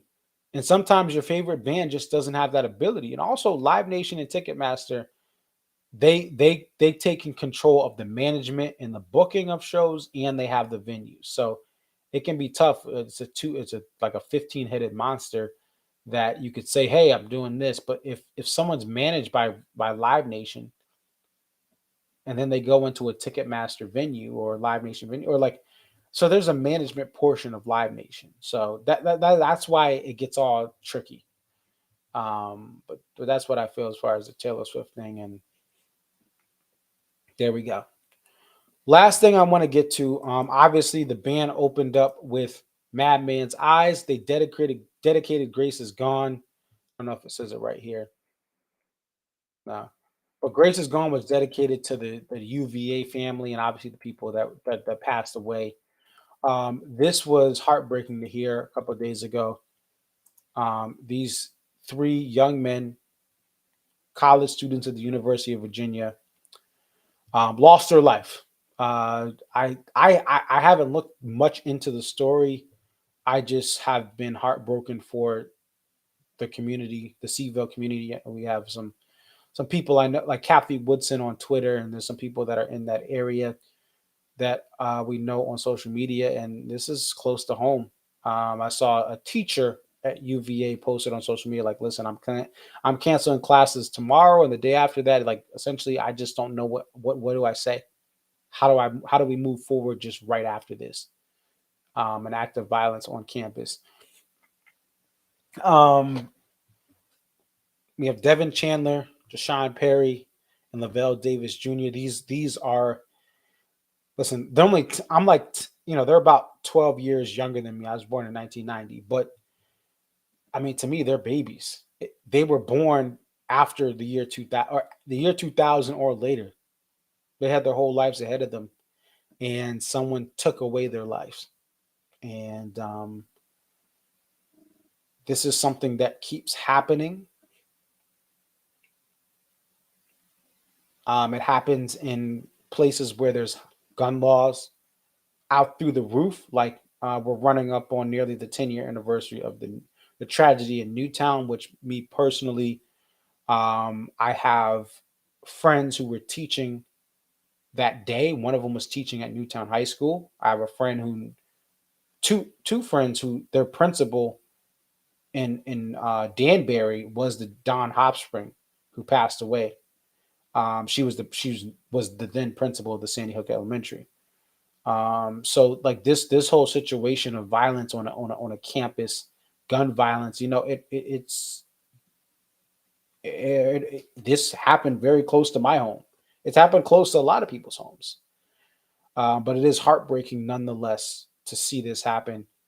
Like I said, the Newtown thing, listen, all my friends who were teaching, we were just graduating college. We just got out of college. So my friends who were teaching, it was their first year, their first half of their first year when Newtown happened. One of them born and raised in Newtown and then worked at Newtown High School that day and was in a lockdown. So this is tragic. Virginia Tech happened in this same state. The Hokies out there in Blacksburg. So this is just heartbreaking that these acts of violence happen. They happen in various parts of the country. Not only just people think inner city, but these happen in suburban areas as well. When you think of the domestic violence, one of the biggest things I've talked to, I know a lot of, well, not a lot, I know police officers. I've talked to them. Some of them were my coaches. Some of them I worked with in college when I was an RA. And one of the scariest things is going to a DV, domestic violence call, and you don't know what type of weapons they have in the suburbs. I'm not talking about the city, and the city has its own issues, but in the suburbs, you have people who have arsenals of weapons, and an officer's just going in with a pistol. And sometimes they come with more things, right? Or not a pistol, a handgun. Sorry, excuse me. They're there with their handgun. So they don't know what sort of anger, resentment, frustration, tempers. And it's and sometimes they get there and something's already happened tragic. And this is the world we live in. Even if we do everything to stop, if we try to legislate everything away, there's so many weapons in this country that it doesn't matter. Like, not that we need to figure out a solution, But even so, if we just said tomorrow you can't buy anything, right? It's still, this is every day we have people in this country that go through this. So I don't know the solution. I hope we can find ways to make change across multiple fronts. I pray for these families, and I know all thoughts and prayer, whatever, but that's all I know, is to pray, to be kind to others, to show love to others, to help raise young men in my community, and encourage the women in our community to help raise these young women who need guidance and mentors. And we've seen some situations where women have taken the lives of their boyfriends and other people out of anger, and that we used to see. Oh, it just used to be guys, but it's men and women. There are spirits, there are things, there are dark thoughts that are getting to people. There's mental health issues, and we need to try to do everything we can to help others. But there is hope. There have been people that have been able to get help. There have been heroic people who have saved lives, and we don't want to discount that either. But my thoughts and prayers are with the University of Virginia, the Charlottesville community, all the students, staff, administration, and the families of the victims, because this is a tragic thing. These 3 young men, are no longer here. And it's been on my mind, and I know it's been on a lot of people's minds. It's not just mine. And it's literally something that people in the community of Charlottesville are still trying to cope with, something happening so close there. So, close out here with some Dave Matthews Band, Steady As We Go. We need to guide each other through these difficult times, and show love, spread love. Rest in peace to these victims. And I will see you guys tomorrow. Or today, I should say. It's 2:41 a.m. See you guys for the Ohio show, Nutter Center, and I believe that's Dayton, Ohio. All right, take care. Peace.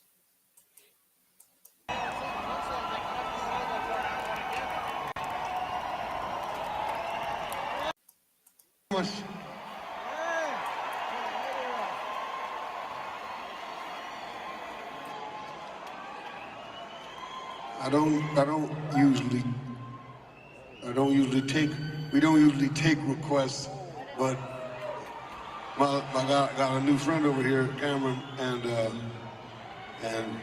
he held up such a nice little sign, and they said, well, I assume he wants me to play that. I don't know, but because we couldn't talk because y'all were making all that racket. So thank you for making that racket. And so with Buddy's help, we haven't played this in a little while. I'm gonna try get this right with Buddy.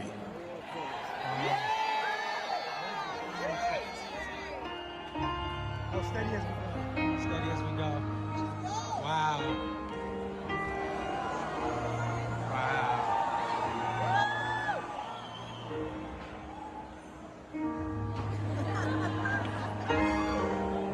Yeah, buddy. I'll walk halfway around the world just to sit down by your side. And I would do most anything good to be the apple of your eye. Troubles, they may come and go, but good times, there's the gold. So if the road gets rocky, just steady as we go.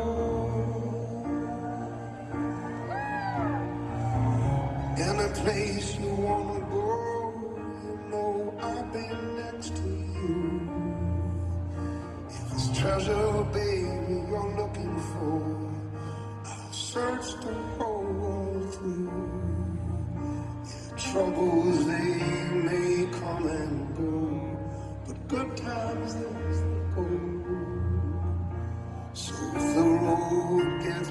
rocky go, so steady as we go.